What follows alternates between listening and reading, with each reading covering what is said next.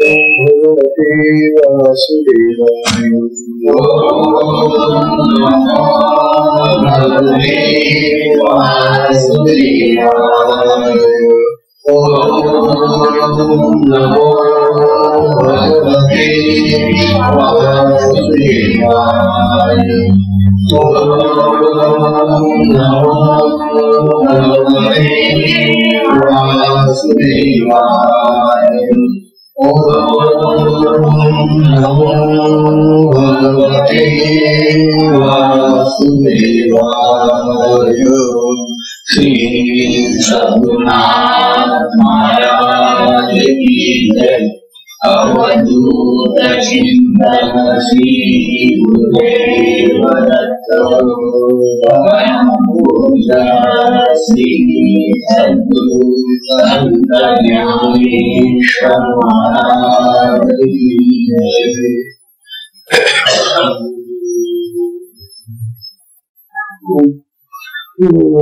नारायणं ब्रह्मणं वसिष्ठं शक्तिं च तत्त्वपराशरं च व्यासं शुकं गौडपदं महन्तं योगीन्द्रमथात्यजितं श्रीशङ्कराचार्यमथास्य पद्मपादं च हस्तामलकं च शिष्यं तन्त्रौतकं वार्तिककान्यान्मस्मभुवं सन्ततमानतोषिम् श्रुतिस्मृति पुराणानामालयं करुणालयं नमामि भगवत्पादं शङ्करं लोकशङ्करं। शङ्करं शङ्कराचार्यं केशवं बादरायणं सूत्रभाष्यकृतं वन्दे भगवन्तं पुनः पुनः। नित्यं शुद्धं निराभासं निराकारं निरञ्जनं नित्यबोधं चिदानन्दं ब्रह्म नमाम्यहम्।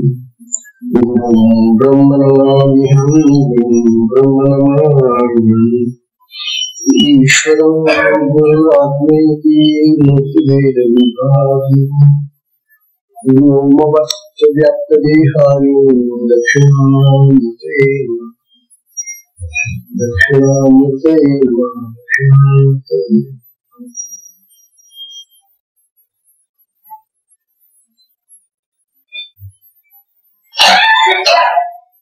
श्री सद्गुरुनाथ महाराज की जय। अवधूत चिंतन श्री गुरुदेव दत्त। परम पूज्य श्री सद्गुरु संत ज्ञानेश्वर महाराज की जय। परम पूजनीय श्री सद्गुरु संत ज्ञानेश्वर महाराज साधकांचे माये बाप बालयोगी आणि भगवान विष्णूंचे अवतार असलेले ज्ञानोबा यांचा श्री अमृतानुभव तथा अनुभवामृत नावाचा हा ग्रंथ आपण पाहतो।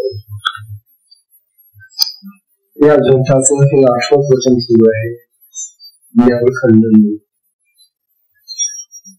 ज्ञानोबा अज्ञानाचं खंडन झाल्यानंतर ज्ञानाचं खंडन करतात। ज्ञान नाही अर्थात कोणतं ज्ञान नाही आणि मग जे ज्ञान नाही तर मग कोणतं ज्ञान राहतं हा विचार आता आपल्याला ज्ञानोबा सांगत आहे। ज्ञानोबा आपल्याला काल सांगत होते की आत्मस्थिती जी आहे, आत्मस्वरूप जे आहे, आत्मा जो आहे तो ज्ञानघन आहे, ज्ञान स्वरूप आहे आणि तिथं जे ज्ञान आहे ते केवळ शुद्ध निर्विकार असं ज्ञान आहे आणि ते अखंड राहणार आहे असं जे आत्म्याचं ज्ञान आहे ते खरं ज्ञान आहे। परंतु जगामध्ये या ज्ञानाला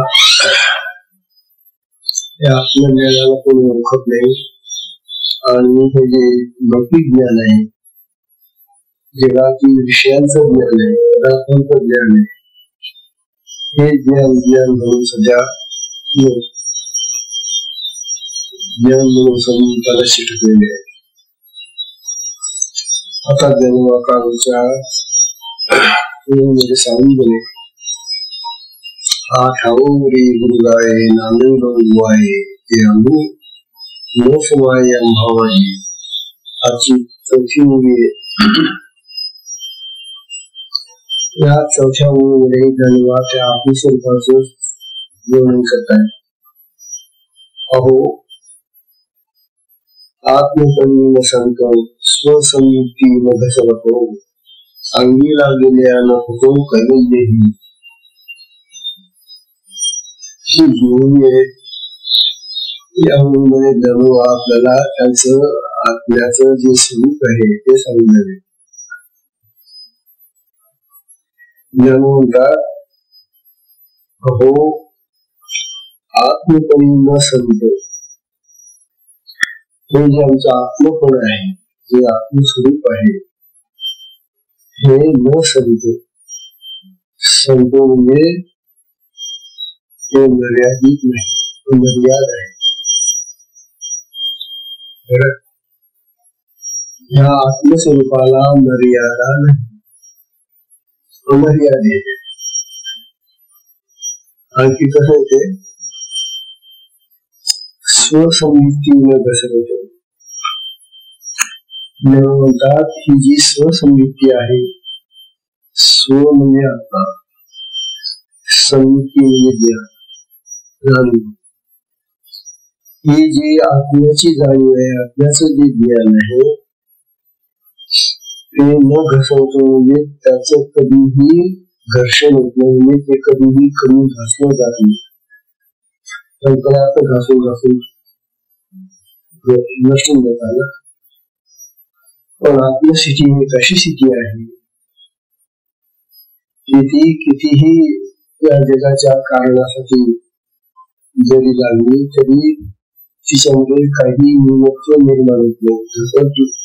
घसरण नाही, तिच्यामुळे घसारा नाही, घर्षण नाही. मी आहे तसं जातं मध्ये तात्पर्य स्वसंयुक्तीने घसरतो. आणि नंतर मग सांगतात अंगी लागल्या नको कौबंदी. आणि मग त्यानं म्हणतात अशी जी आत्मस्थितीने प्राप्त होणारी व्यवस्था आहे ती कैवल्य स्वरूप आहे, केवळ स्वरूप आहे. ती अखंड राहणे शुद्ध अशी अखंड स्वरूपाची अवस्था आहे. आणि म्हणून ती कधीही नष्ट होणारी नाही, कधी न केली. ती फुटत नाही, ती भग्न होत नाही, नष्ट होत नाही, नाश होत नाही. या मुलीमध्ये जन्मनी 3-4 विशेषणाशी वापरली किंवा क्रियापद वापरली. संतो घसवतो फुटो. आत्म्याचं स्वरूप सांगत असताना आपल्याला मर्यादा नाही सांगतो, अमर्यादा येतो. त्यानंतर ती घसवतच नाही म्हणजे कधीही घर्षित होत नाही, घासली जात नाही, कमी होत नाही. आणि ती कधीही फुटत नाही म्हणजे भग्न होत नाही. आणि ती एकची एकच एक राहते, कैवल्य केवळ म्हणजे एकची. अशा प्रकारचा हा विचार आहे आत्मस्वरूपाचा. ते जन्म होतात. आमच्या गुरु महाराजांनी आम्हाला अशा अवस्थेमध्ये ठेवलेला आहे की आमची आता ही आत्मस्थिती अमर्याद वाढलेली आहे. ब्रह्मस्वरूपामध्ये आम्ही ब्रह्मा एवढे बोललो आम्ही.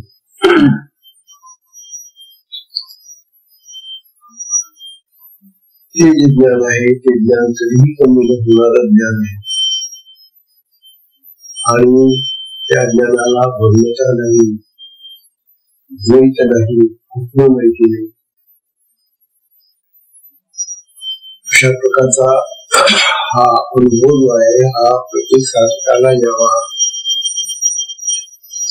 सर्व तो आत्मा आपल्या देहात आहेच, तो प्राप्तच आहे, अखंड प्राप्त आहे. आम्हाला अप्राप्ताची प्राप्ती नाही, आम्हाला प्राप्ताची प्राप्ती आहे. जे ठेवलेले आमच्या जवळ तेच आम्हाला घ्यायचे. किती सोपा घरा समजा एखादी वस्तू आणून ठेवलेली आहे, पण ती आपल्याला माहिती नसते कुठे ठेवली.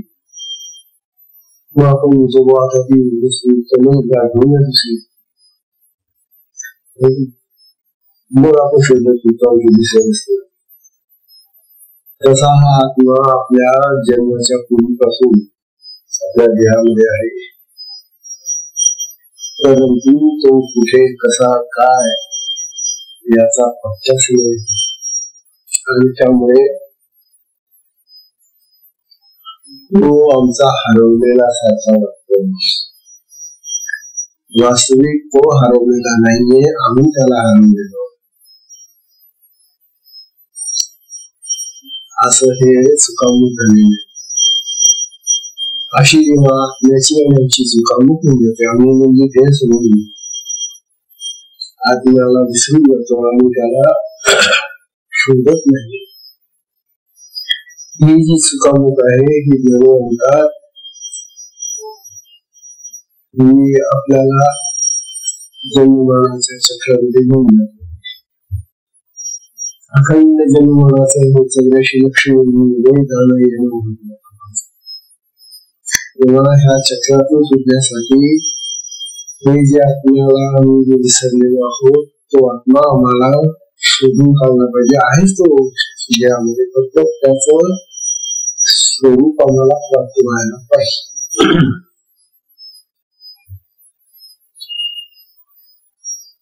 अशा प्रकारचा ज्ञानोबांचा हा विचार आहे.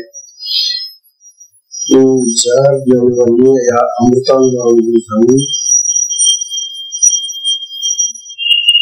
आता एक असं उदाहरण दिलं होतं.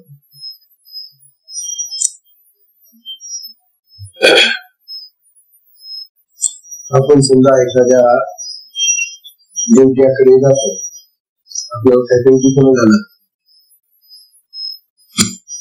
आता आपल्याला दुखणं काय झालं हे माहिती नाही. दुखतं तर खरं, ते पोटात दुखतं, छातीत दुखतं, डोक्यात दुखतं, कुठेतरी दुखतं, ते फक्त जागा माहितीये.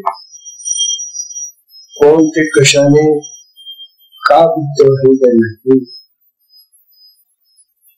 म्हणून आपण एखाद्या डॉक्टरकडे वैद्याकडे जातो. वास्तविक पूर्वीचे जे आमचे वैद्य असायचे ना, ते वैद्य इतके तज्ञ असायचे की ते फक्त एवढंच विचारायचे की आपला हात घ्यायचे आणि लस पकडायचे आणि त्या नाडीवरून ते परीक्षा करायचे. नाडी परीक्षा करायची. बरोबर ओळखायचे, हा तुमच्या डोक्यात दुखतंय, तुमच्या पोटात दुखतंय, तुमच्या कानात काय जे असतं दुखलं ते बरोबर ओळखायचे नाडीवरून. आज ती नाडी परीक्षा कोणाला आज जरी वैद्य असले पण ते तज्ञ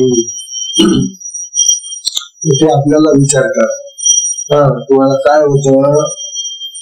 आता हा काही वैद्य का शास्त्रज्ञ काय नाही, याला फक्त दुखणं माहितीये.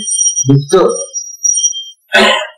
पण कशाने का कुठे एवढं कशामुळे काही माहिती.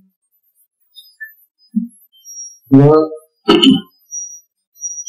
तो जो वैद्य आहे त्याला जर ते कळलं की बा याच्यामुळे अशामुळे याला झालेलं आहे, मग तो रोग काढतो. त्या रोगाचं निदान त्याला सापडलं की बरोबर त्याप्रमाणे तो उपाययोजना करतो, औषध देतो आणि आपला रोग नाहीसा करतो. माणूस तसाच राहतो पण रोग जातो. हे खरं शास्त्र आहे. आजकाल काय होतं, ऑपरेशन करतात, त्या ऑपरेशन मध्ये तो रोगही जातो, तो माणूसही जातो. काय होतं त्या डॉक्टरचा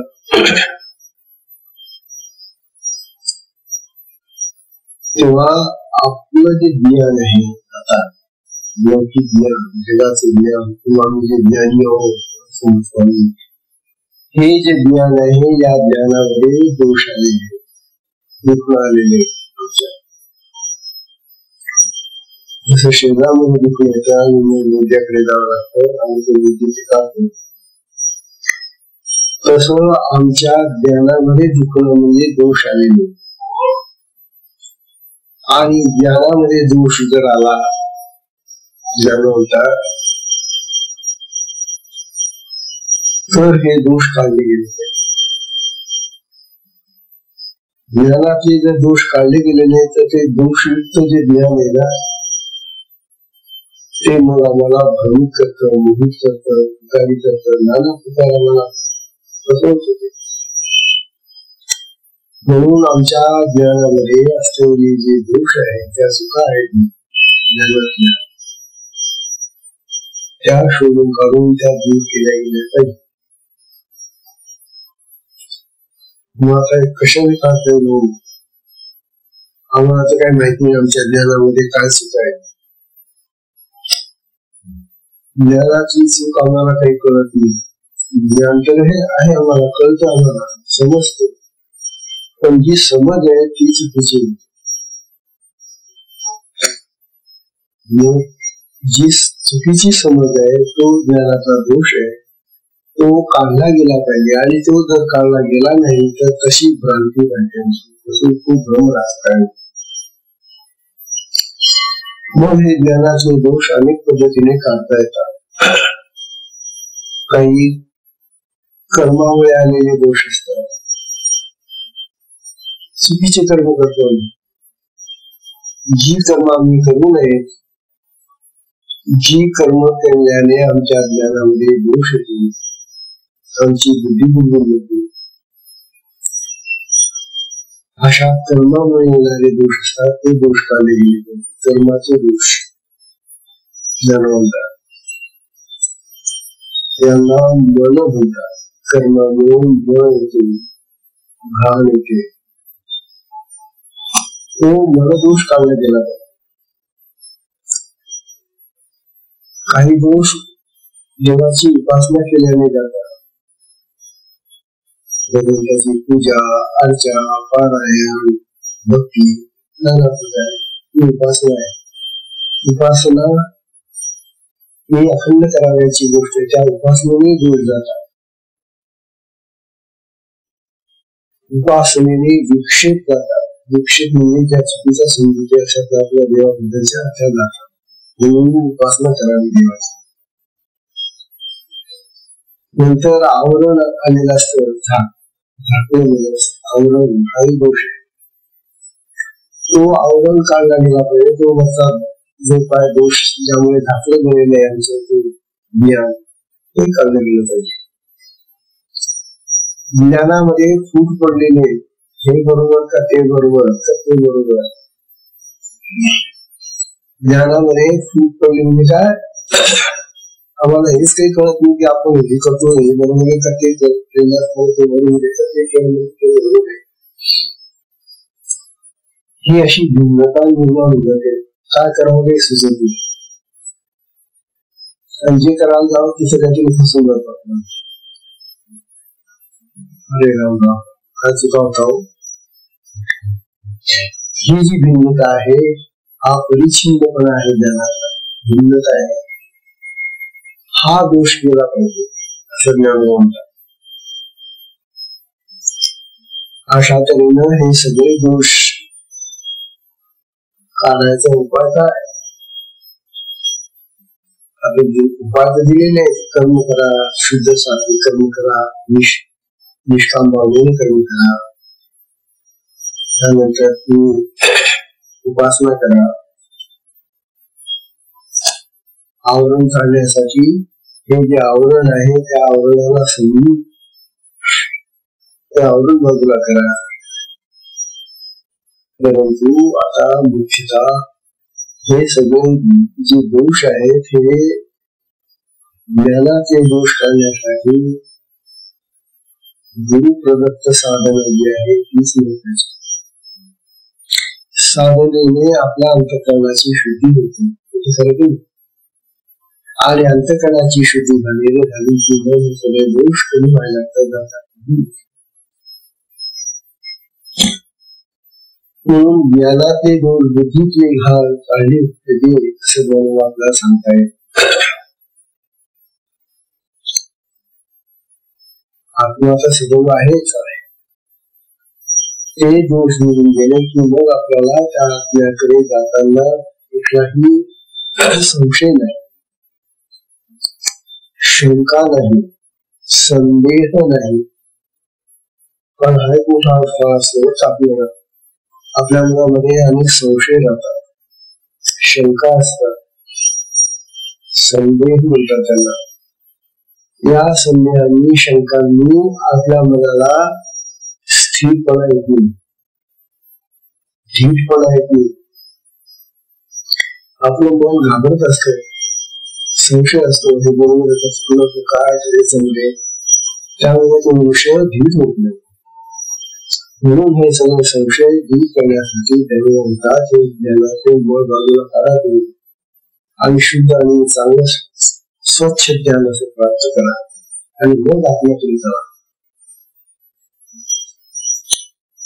तेव्हा ज्ञानामध्ये आपल्याला आत्म्यामध्ये जाण्यासाठी हे जे ज्ञान आहे, ज्याला तुम्ही ज्ञान म्हणतो, ते ज्ञान हे कसं दोषयुक्त होऊन जातं आणि त्या दोषामुळे आम्हाला खरी समज येत नाही. म्हणून हे दोष घालवण्यासाठी आपल्याला अज्ञान तर घालाच, परंतु अज्ञानाबरोबर हे जे ज्याला लौकिक ज्ञान आहे ते दूषित ज्ञान घालवा, नष्ट करा, असं ज्ञानवाद सांगायला. आता ज्ञानवाद 5व्या अवधीमध्ये समजणारे आपली स्वतःची अवस्था सांगतात. ज्ञानवाद हा सुंदर आहे. ज्ञानवाद या मुलीमध्ये आपल्याला असं सांगितलं की बघा आमची स्थिती कशी आहे. म्हणतात आमची करवे गोठी, आमची करवे गोठी ते झालीच नाही वाद सृष्टी. आमची करवे गोठी ते झालीच नाही वाद सृष्टी. आमते देखे बिठी, आमते देखे बिठी ते बिठीच नव्हे. हा स्वरूप आहे. ज्ञानोबा स्वतः आपले स्वरूप सांगतात, स्वतः त्या आत्म्यामध्ये जाऊन आत्म्याचे स्वरूप पाहून आलेले, तिथे राहून आलेले, तो अनुभव बुजलेला आहे त्यांनी आणि म्हणून त्या अनुभवाचं स्वरूप सांगलेलं आपल्याला. सांगतात आमची कर्मे गोष्टी, गोष्टींनी गोष्ट, आमची गोष्ट करता येणार नाही तुम्हाला. आम्ही कसे आहोत, तुम्ही जर आमच्याबद्दल काही गोष्ट करायला लागला, विचार करायला लागला, तर तुम्हाला जमणार नाही, ती गोष्ट तुम्हाला जमणार नाही. आमच्या स्थितीचं तुम्हाला वर्णन करता येणार नाही, आमच्या स्थितीची गोष्ट तुम्हाला करता येणार नाही. जेव्हा कसे आहेत ते आपली स्थितीने कसे राहतात, ते काय करत असतात, तुम्हाला काही गोष्ट या संबंधी करता येणार नाही, बोलता येणार नाही, वर्णन करता येणार नाही. बरं, कारण आम्हाला अशी गोष्ट का नाही करता येणार नाही. ते म्हणतात ते झालीच नाही वाक सृष्टी. वाक सृष्टी, वाणीची सृष्टी, अशी वाणीच तयार झाली की जी आमची गोष्ट करू शकते. तुमची जी वाणी आहे ती मैत्री वाणी, ती जगाचं हे सगळं बोलू शकते. परंतु आमच्याबद्दल जेव्हा बोलायचं म्हणजे आपल्याच काही गोष्ट बोलायचं असले तेव्हा तुमची वाणी बोलायची नाही. म्हणून अशी वाणीच तयार झालेली नाही आली की जी आत्म्याचं वर्णन करू शकेल. आत्मा वर्णनाला ठीक आहे ना, या कुठल्या वाणीला तो सापडत नाही ना. केलेला नाही पश्चिम मध्यमा जे कला आहे त्या कुठल्याही वाणीचा तो विषय होत नाही. म्हणून आमची गोष्ट करण्यासाठी अजून अशी वाणी तयार झालेली नाही, जशी भाषा तयार नाही, असे शब्द नाही तुमच्याजवळ की ज्या शब्दांनी तुम्ही आमच्या या स्वरूपाचं आत्म्याचं वर्णन करा. कारण तो शब्दातीत आहे, वाणीच्या पलीकडे आहे.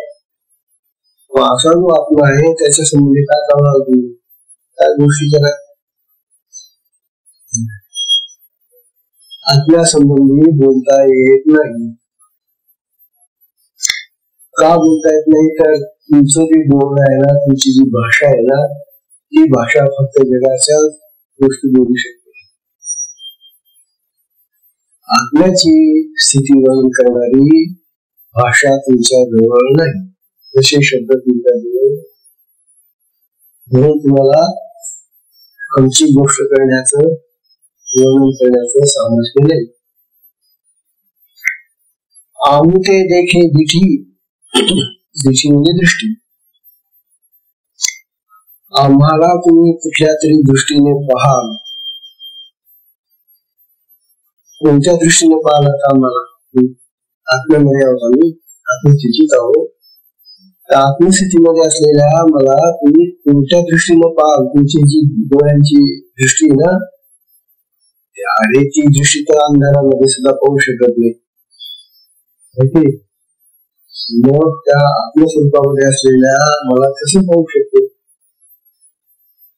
म्हणून म्हणतात आमुते देखे दिशी, ते दिशीच नव्हे. तुमच्याजवळ जी दृष्टी आहे ना या डोळ्यांना, त्या दृष्टीने आम्ही तुम्हाला दिसणार नाही. कारण आत्म्याला पाहण्यासाठी जी दृष्टी लागते तर आपण ऐकलेलं आहे.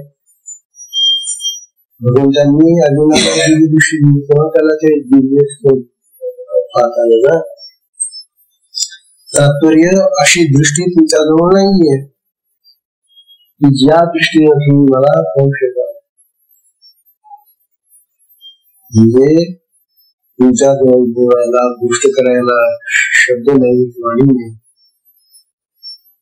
आम्हाला आमच्या संबंधी. आणि तशी वाणी अजून तयारच झालेली नाही. नंतर आम्हाला पाहण्याची दृष्टी जी आहे तुमच्याजवळ तशी नाहीये. अजून तशी दृष्टी निर्माण झालेली आम्हाला पाहण्याची. आणि ती दृष्टी तुम्हाला जर मिळाली तर तुम्ही आम्हाला पाहू शकता. ही जी आत्मस्थितीची गोष्ट आहे ही अपूर्व आहे,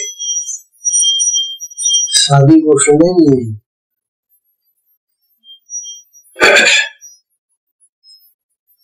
तेव्हा आमच्या स्थितीचं वर्णन करू शकेल अशा शब्दांची उत्पत्ती झालेली नाही. अजून बरं असे शब्दच तयार झालेले नाही, अशी भाषाच निर्माण झालेली नाही. आणि आमचं स्वरूप पाहू शकेल अशी दृष्टी जन्माला आलेली नाही. अशा प्रकारे जन्माचं हे जे वक्तव्य आहे हे अपूर्व आहे. हे सर्वसामान्य माणसाच्या कक्षेच्या पलीकडे, सर्वसामान्य माणसाच्या जाणीवीच्या पलीकडे. म्हणतात अहो आम्ही जीव भावात आहोत. हे लोक देहभावात असतात. देहभाव आणि जीव भावाच्या थोडासा फरक आहे. देहभाव म्हणजे मी देह आहे, हा हे जे शरीर ते मी आहे, मी शरीर आहे, त्याला तो मी म्हणतो शरीराला. जीव भाव हा थोडासा वेगळा कसा झाला. देहभाव तर आहे परंतु त्याच्यामध्ये थोडस चैतन्य आला, थोडस आत्मचैतन्याची थोडीशी वृत्ती आली त्या ठिकाणी, म्हणून तो जीव झाला. तो चैतन्य आल्यामुळे जीव झाला. देह हा जड आहे जीव. तेव्हा जडाला तू मी म्हणून राहिला, हा देहभाव झाला. आणि चैतन्ययुक्त देहाला तुम्ही मी म्हणतो हा जीवभाव. कळलं का थोडं फरक? जीवभाव आणि देहभाव याच्यामध्ये थोडासा फरक. आणि म्हणून पुष्कळ वेळा असं म्हटलं जातं की जीव आणि शिव दोन्ही सारखेच आहेत. कारण शिव चैतन्य म्हणे पूर्ण चैतन्य घेतात.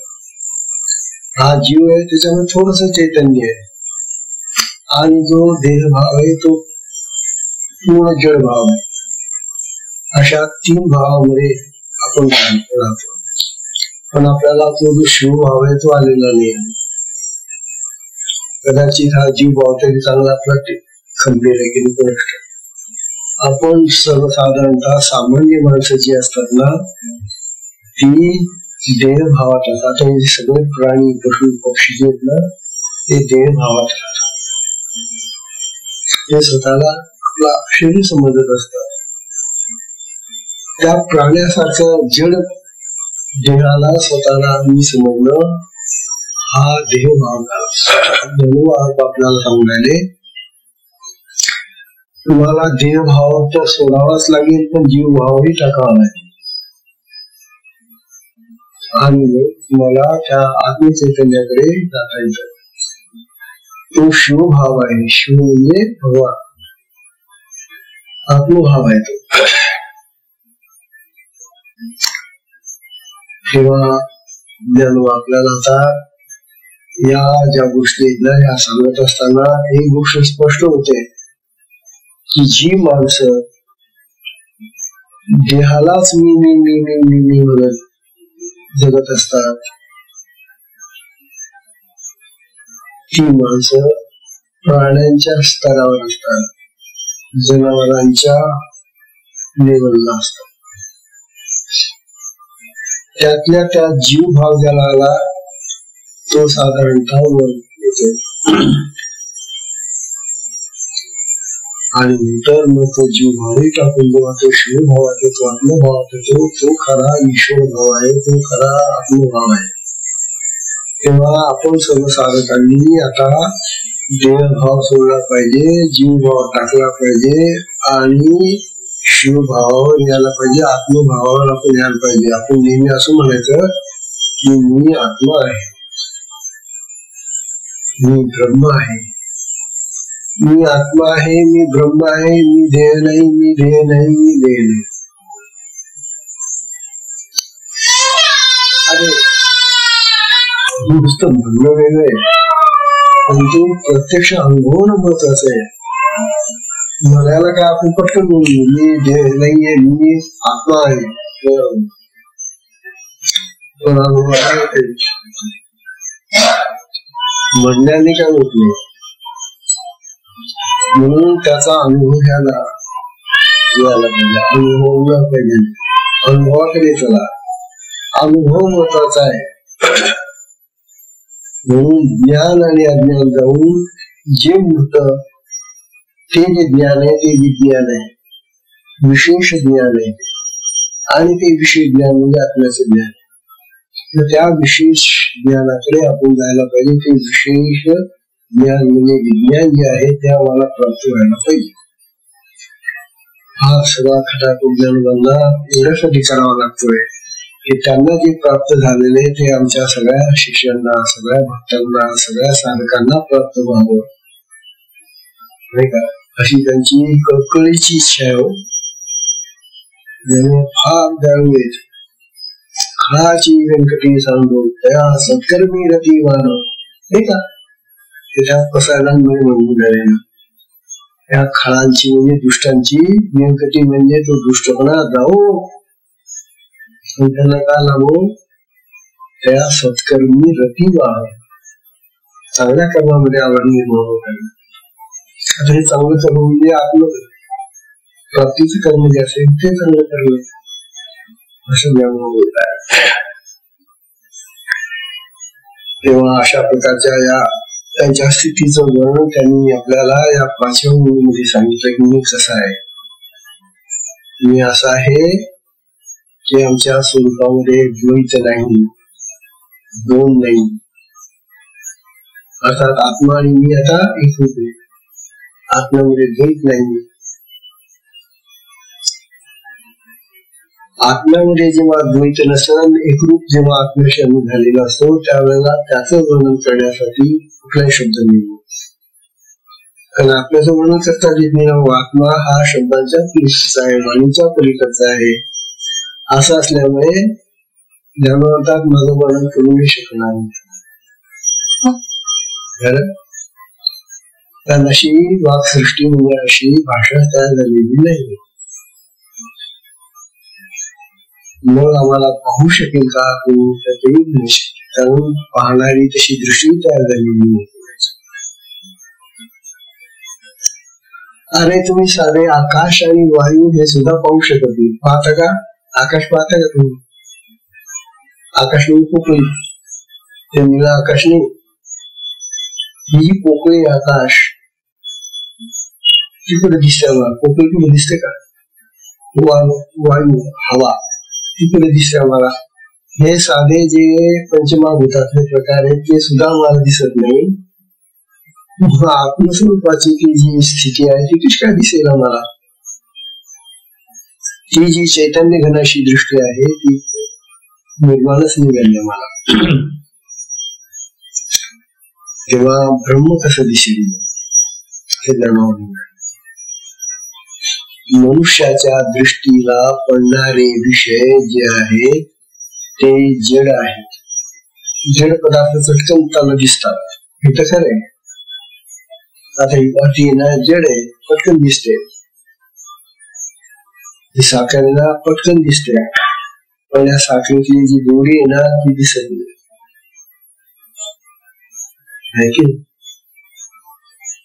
साखर दिसते पण साखरेची गोडी दिसत नाही. फूल दिसत पण फुलाचा वास दिसत नाही. आता दिसणं आणि न दिसणं या ज्या गोष्टी आहेत त्या न दिसणाऱ्या ज्या गोष्टी आहेत आमच्या दृष्टीला त्याही या जगात आहे भरपूर, आणि दिसणाऱ्या तर जड वस्तू भरपूरच आहेत. पण ज्ञानोबा आता आपल्याला असं सांगताय की दिसणाऱ्या आणि न दिसणाऱ्या जगातल्या वस्तूंच्या पलीकडचं आमचं स्वरूप, त्याच्या पलीकडे त्याच्या पलीकडे काय असेल हो, कसं असेल जिथं आम्हाला या खडीसाखरेची गोडी सुद्धा दिसत नाही, पण ती अनुभवता येते कारण ती तोंडात ठेवली की गोडी आहे. तसं हे आत्म्याचं जे स्वरूप आहे ते चाकता पण येत नाही ना, पाहता तर येत नाही, कानाला ऐकायला येत नाही, स्पर्श होत नाही, चाकता येत नाही, नाकाला वास येत नाही. कुठल्या इंद्रियाला त्या ठिकाणी इंद्रियांनी ते जाणताच येते म्हणून ते इंद्रियातीत आहे. कसं काय जाणणार तुम्ही? म्हणून जाणव. आता पुढची ओळी सांगतायत फार सुंदर आहे. ते म्हणतात मग ज्ञानोबा तुम्ही कसे आहात हो? तुम्हाला मी पाहू शकतो, तुमची गोष्ट करता येत नाही, तुमचं वर्णन करता येत नाही आम्हाला. मग ज्ञानोबा आम्हाला एवढं तरी सांगा तुम्ही आहात तरी कसे नाही. मग ज्ञानोबा सांगतात साधी ओळी येते. या ओळीमध्ये आता ज्ञानोबा तुमच्या प्रश्नाचं उत्तर देतात. कसे आहात?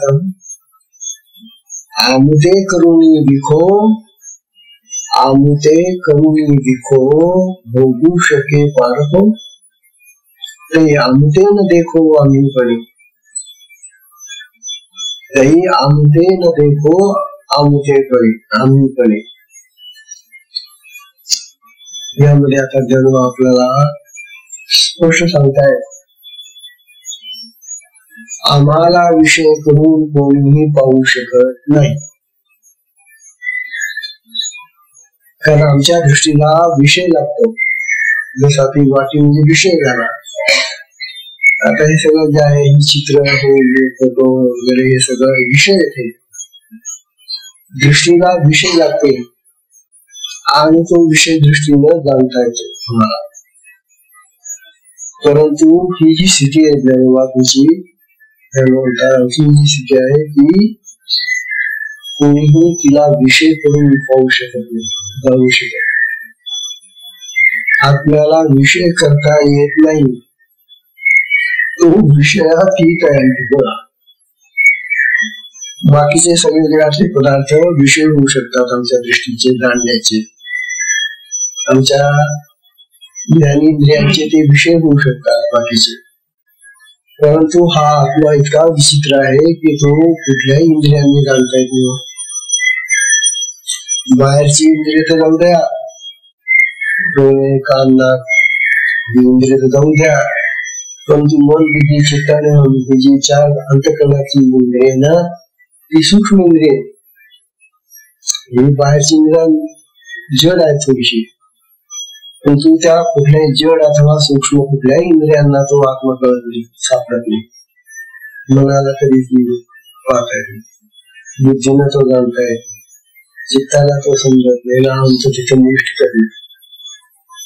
मग असा हा अंतःकरणातल्या या इंद्रियांनाही जो कळत नाही, बाहेरच्या इंद्रियांना समजत नाही, असा हा जो आत्मा आहे तो इंद्रियांच्या पलीकडचा इंद्रियातीत आहे आणि विषयातीत आहे. तो विषयांचाही पलीकडचा आहे, त्याला कोणीही विषय करू शकत नाही जाणण्यासाठी.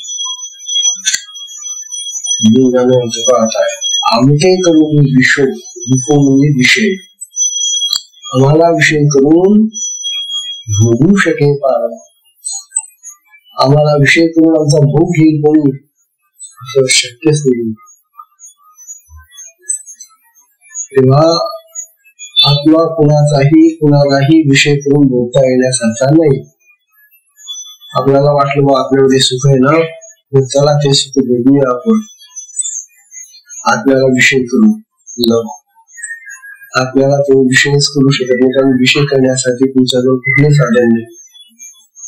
त्यामुळे आत्मा हा विषय होऊ शकत नाही जाणण्याचा, भोगण्याचा. ते आमचे न देखो आणि जिथं आम्ही सुद्धा आम्हाला आमचा आत्मा पाहता येत नाही, त्याच्यावर तुम्ही कसं काय पाहणार आम्हाला? आम्ही आमचं स्वरूप सुद्धा आम्ही पाहू शकत नाही, आम्ही कसे आहोत. त्या आत्मस्वरूपाचं जे लक्षण आहे ते इतकं विचित्र आहे की ते आम्हालाही कळत नाही की आम्ही कसे आहोत. मग जो बाहेरचा विषय पाहणारा कसं, तेव्हा आम्हालाही तो पाहता येत नाही, कारण का पाहण्यासाठी भिन्नता असावी लागते, द्वैत असावं लागतं, दोन असावे लागतात. आता ही वाटी वेगळी आहे आणि मी पाहणारा वेगळा आहे ना, डोळे, म्हणून दिसते आम्हाला. असा आत्मा द्वैतात होऊ शकत नाही, दोन तुकडे होत नाही त्याचे. आत्म्यामध्ये द्वैतच नाहीये आणि पाहण्यासाठी तर द्वैत लागतं आम्हाला. कसं काय तो दिसेल? म्हणून म्हणतात तो आत्मा अद्वैतात आहे, एकटाच एक आहे, त्याला एक सुद्धा म्हणता येत नाही, कारण तो सगळीकडे सर्वत्र पसरलेला आहे. त्याला काही एक म्हणत नाही. तुम्ही हवेला म्हणता का एक हवा, दोन हवा, तीन हवा? तुम्हाला हवेला सुद्धा एक, दोन, तीन म्हणता येईल, मग आत्म्याला कसं काय म्हणता येईल तुम्हाला? म्हणून तिथं गणिताची भाषा चालत नाही, तिथं अंकही तुमचे विकून जातात. तुम्हाला एक, दोन, तीन नाही म्हणता येत नाही, तिथं काहीच नाही. असा हा आत्मा जो आहे बघा, म्हणतात ज्ञान म्हणतात आम्ही आम्हाला भिन्नत्वाने पाहू शकत नाही. पण आम्हाला जर आमचं स्वरूप पाहायचं म्हटलं तर आम्हाला त्यातून बाहेर यावं लागेल ना, भिन्न व्हावं लागेल, तेव्हा पाहता येईल आम्हाला ते. म्हणून आम्ही आम्हाला सुद्धा पाहू शकत नाही, तेव्हा तुम्ही कसे काय पाहणार आम्हाला, असं ज्ञान.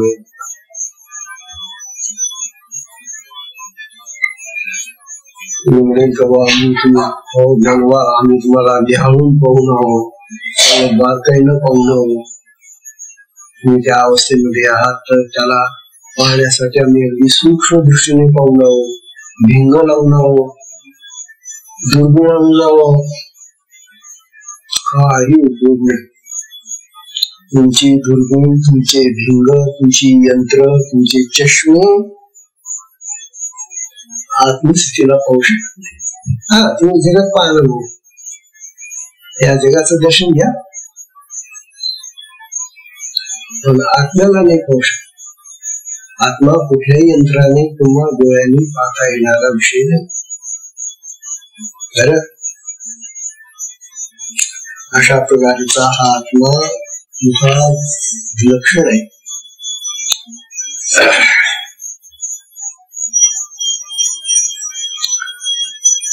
आता तो मनाला विषय नाही, बुद्धीला विषय होत नाही, चित्ताला होत नाही, अहमला होत नाही, कुठल्याच इंद्रियाला तो विषय होत नाही. तर मग या जोडी इंद्रियांनी कसं काय पाहणार तुम्ही त्याला म्हणतात तो सगळ्यांच्या पलीकडचा आहे. आश्चर्य हे आहे की तो सगळ्यांच्या पलीकडे असून सगळ्यांच्या मध्ये आहे. आता हे बघा बरं, आता प्रत्येकामध्ये आपल्या प्रत्येकाच्या देहामध्ये येतो. आपल्या देहामध्ये असं नाही तर प्रत्येक कणाकणामध्ये येतो पसरलेला. म्हणजे तो सगळ्यांमध्ये असूनही तो सगळ्यांच्या पलीकडे असा हा आत्मराज आहे.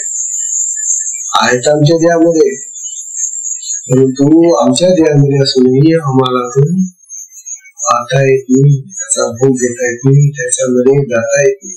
काय करावं?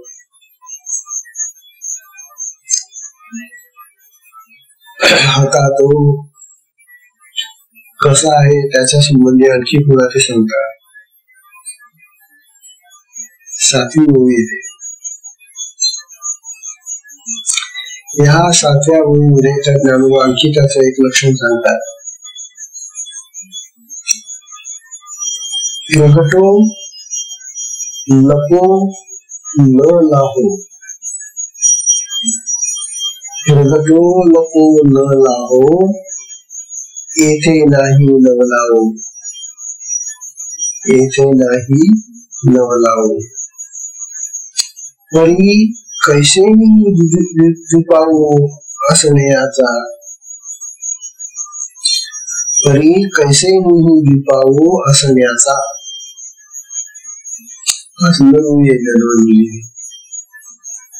ते म्हणतात हा आत्मा असा विचित्र आहे, तो कुठे लपू शकत. लपून कसा, तो सगळीकडे तो सुद्धा भरलेला आहे. तर लपूच लपेल तो, कोणामध्ये लपेल तो, कशामध्ये लपेल तो, लपतही नाही. बरं, प्रगटही दिसत नाही, लपला नाही ना, तर मग उघड दिसायला पाहिजे ना, उघड दिसत नाही. या जगातल्या वस्तू कशा आहेत आपल्या, अहो खाण्याची वस्तू कोण काय करता शाळेमध्ये, समजा त्याला गोळ्या दिल्या, चॉकलेट दिली, खिशामध्ये लपून ठेवतो. त्या इतर पोरांच्या पुढे खात नव्हतो, त्यांची पोरं मागतील ना,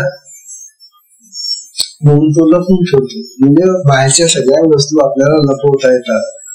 तुमचे पैसे लपून, दागिने लपून ठेवले तुम्ही आहे ना, दागिने कसे लपून ठेवतात, पैसे लपून ठेवतात, काय काय म्हणजे या ज्या बाहेरच्या वस्तू ना जगातल्या त्या लपवता येतात आणि त्या उघड पण ठेवता येतात, पाहता येतील अशा पण ठेवता येतात.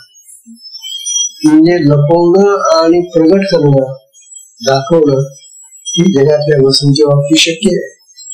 परंतु हा आत्मा असा विचित्र आहे की तो लपवूनही ठेवता येत नाही कुठे. कशाबद्दल लपवणार त्याला, तो जर सगळीकडे सर्वत्र सर्व व्याप्त आहे तर त्याला लपवूच का शकत, कशामध्ये लपवणार तू. पुन्हा तो प्रगटही होत, प्रगट म्हणजे प्रत्यक्ष दिसतही नाही, उघड उघड दिसत नाही, लपून राहत नाही. अरे वारे वारेचं स्वरूप थोडं विचित्र स्वरूप आहे. म्हणून आपल्या अनुभवाच्या पलीकडे आपला जो अनुभव आहे जगातला तो असा आहे की काही वस्तू लपून ठेवता येतात तर काही वस्तू प्रगट करता येतात, दाखवता येतात. बघा, पण आत्मा लपूनही ठेवता येत नाही ना, तो प्रगटही दाखवता येत नाही. तो राहत नाही आणि तो प्रगटही होत नाही. असं ज्ञान म्हणतात. प्रगटो नको न लाहो, येथे नाही नवलाओ.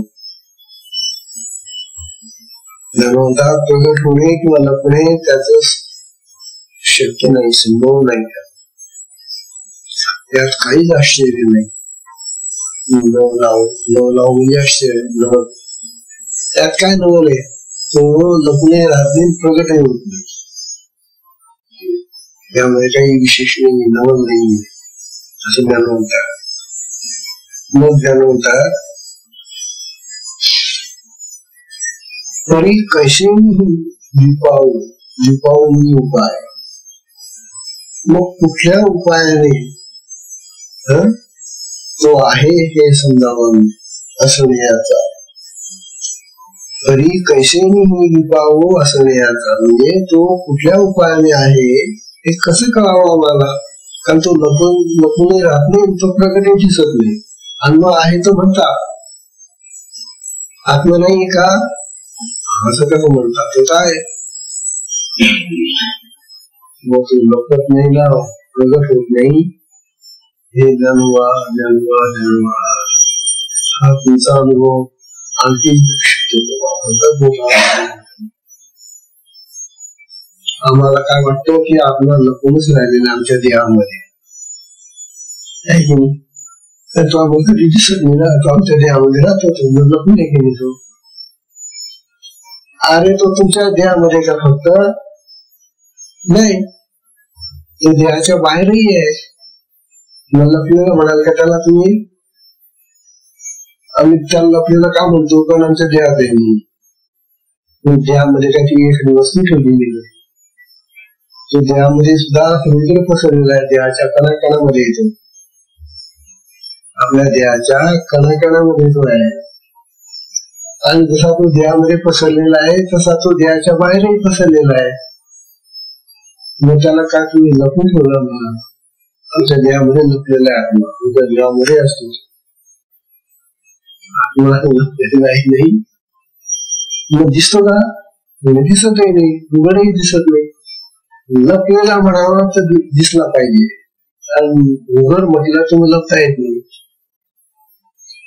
अशी स्थिती असते खरं. पण या आत्म्याच्या बाबतीमध्ये हे आमचे सगळं जे विचार करणे हे सगळं काही चालत नाही. आमची बुद्धीच काम करत नाही या ठिकाणी. या आत्म्याला कसं जपायचं आहे म्हणावं तर जपतो, नाही म्हणावं तर दिसतो. वेगळं बनलेलं आहे. काय करावं याला? कैशी दीपावू असण्याचा याला म्हणतात. याला असण्याचा उपाय कोणता आहे? याला तो आहे हे असं समजण्याचा कोणता उपाय शोधून करावा की जो आहे.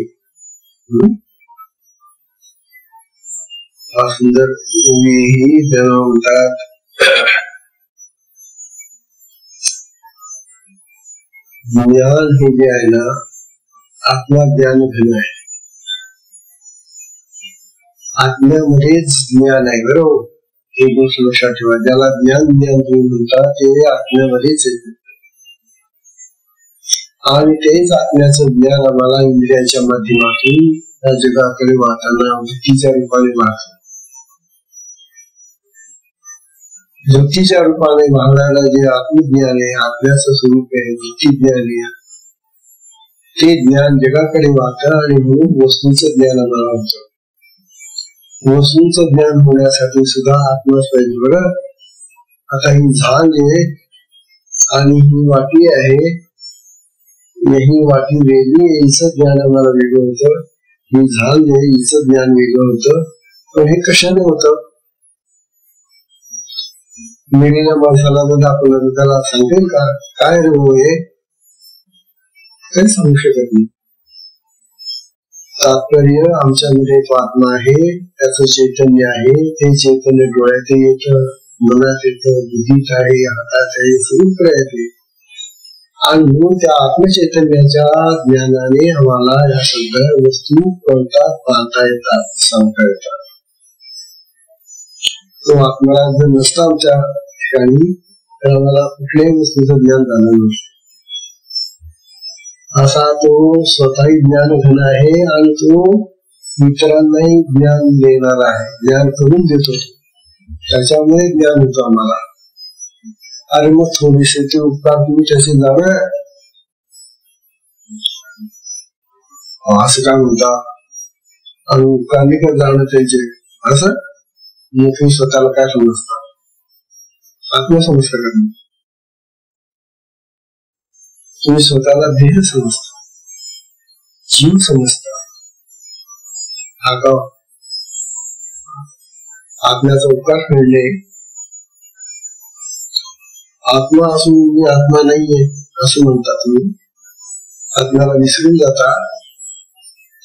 आत्म्याला विसरणं म्हणजे आत्म्याला त्याचा जो उपकार तो आपल्यावर करतो तो उपकार न जाणणे. उपकार न जाणणारा जो असतो ना त्याला काय म्हणतात माहिती? उपकार जाणणारा आणि उपकार देणारा. आत्म्याचा उपकार जाणारा. आत्म्याच्या उपकाराने आम्हाला तो आत्मा आणखी तुम्हाला जास्त लाभदायक होईल. केव्हा एखाद्या सावकाराला समजा आपण आपल्याला कर्म दिलं, त्याने पैसा दिला, न्यायची वेळ, त्याचा उपकार झाला आपल्यावर. आता तुम्ही जर हा उपकार जर मानला नाही त्याचा, तर तो देईल का तुम्हाला मदत? मदत येणार नाही तुम्हाला. तसा हा आत्मराज आम्हाला सदैव मदत करणारा असूनही तुम्ही त्याचा काही उपकार झाला नाही. उपकाराला जाणार, उपकार फेडायचा तर फेडा, पण तो फेडणं शक्य नाही आपल्याला. आपल्याला आत्म्याचा उपकार फेडता येणारा नाही. पण कमीत कमी मान्य तर करा आहे म्हणून, आहे व उपकार झाला आहे मान्य तर करा. असं द्यावं असं नाही. हा सुंदर उद्या येईल आणि मग आता पुढच्या उद्या पाहू. सत्संगाची वेळ संपलेली आहे. सत्संगाला क्षम देऊया. हरि ओम तत्सत.